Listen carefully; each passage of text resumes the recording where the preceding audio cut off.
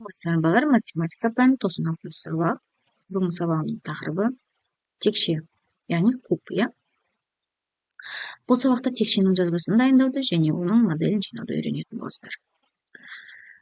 Біріншіден фигураларды ата. Олар түрінен қанша фигура бар? Текше, дөңгелек, текше, дөңгелек, көк түсті текше, күлгін түсті текше, сары дөңгелек, қызыл дөңгелек, екі текше, екі дөңгелек. Жалпы балар текше барлық жақтары шаршы болып келетін көлемді фигура. Шаршылардың қабырғалары текшенің қыры, яғни олардың төбесі. Текшенің төбесі деп аталады. Текшенің алты жағы, екі қыры, екі төбесі болады. Балар көріп тұрғандарындай текшенің өлшемдері, яғни ұзындығы, ені, биіктігі болады. Енді мына сұраққа жауап берейік. Текшенің жақтары жайында не айтуға болады? Текшенің жақтары өзара тең ба?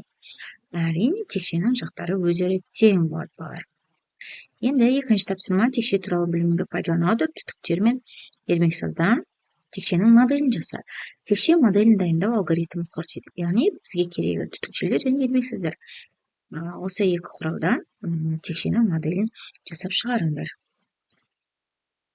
Үшіншісі дизайнер түсті қағаздан 6 дана көк, 4 дана қызыл қорап жасады. Бір қорапқа 136 см квадрат қағаз жұмсалған болса, барлық қорапқа қанша қағаз қажет болады дейді. Енді көк қорап 6 дана, қызыл қорап 4 дана. Барлығы неше қағаз? Бір қорапқа 36 см квадрат қағаз кетеді. Енді бұл жерде біз барлығын табу үшін қабілетті қосып аламыз, яғни 10 қорап. Енді осы 10 қорапты бір қорапқа 36 см квадрат кететін болса, 10 қорапқа қанша кететінін табу үшін 10-ға көбейтеміз. 10 көбейтілген 36 тең 360 см квадрат. Жауабы барлық қорапқа 360 см квадрат қағаз кетеді екен. Есептегі деректерді өзгерт, қосындының 10 саны шығатын қораптардың санын кез келген екі санға ауыстыр, алынған есепті шығар. Көк қорап 7 дана, қызыл қорап 3 дана. Барлығы неше қағаз? Бір қорапқа 36 см квадрат қағаз кетеді. Енді барлығын табу үшін біз көк пен қызыл қораптар санын қосамыз, яғни бізде 10 қорап барлығы. Енді бір қорапқа 36 см квадрат кетсе, 10 қорапқа кететін санды қағазды табу үшін 10-ға көбейтейік. 10 көбейтілген 36 тең 360. Яғни жауабы барлық қорапқа 360 см квадрат қағаз қажет болады екен. Үлгі бойынша текшенің жазбасын қалай әзірлеуге болатынын ойластырыңдар. Нұсқалардың бірін таңда. Текшенің жазбасын досыңмен бірге жаса. Шаршының қабырғалары 4 см болсын дейді. Яғни шаршының қабырғаларын 4 см қылып алып, текшенің жазбасын дайындаймыз. Ал балар ойнайық. Ойыншының әр қайсысы екі текшені лақтырады. Түскен сандарды көбейт, нәтижесін жазады. Досың есептеудің дұрыстығын тексереді. Әр ойыншы ойынды 5 рет қайталады. Яғни 5-ке 6-ны көбейтсек, бізде 30, иә балар. Бөлінгіші белгісіз теңдеулерді көшіріп жазып, оларды шеш дейді. Белгісіз санды с деп алайық. 5 көбейтілген с тең 250. С-ны табу үшін 250-ді 5-ке бөлеміз. С тең 50-ге орнына қойып тексеріп көреміз. 5 көбейтілген 50, 250, 250 тең 250. Y көбейтілген 6 тең 240. Y-ті табу үшін 240-ті 6-ға бөлеміз, яғни Y тең 40-қа. Белгісіз санды таптық, орнына қойып тексереміз. 46-ны көбейтсек 240, 240 тең 240.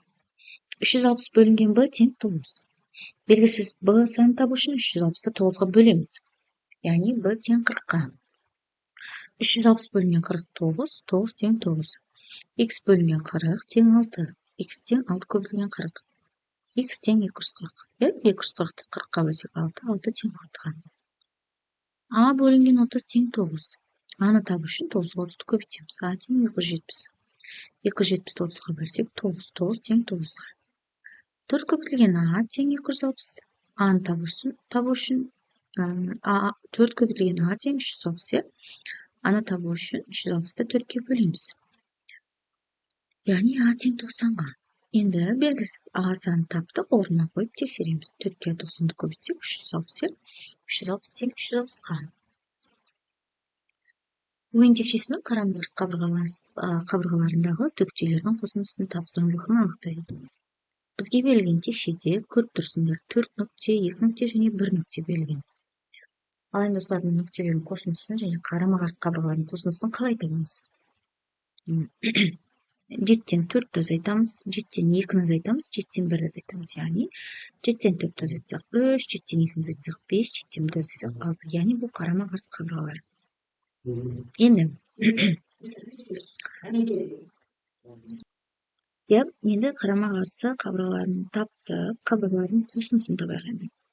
3-ке 4 кошсомуз 7, 5-ке 2 кошсомуз 7 және 6-га 1 кошсомуз 7.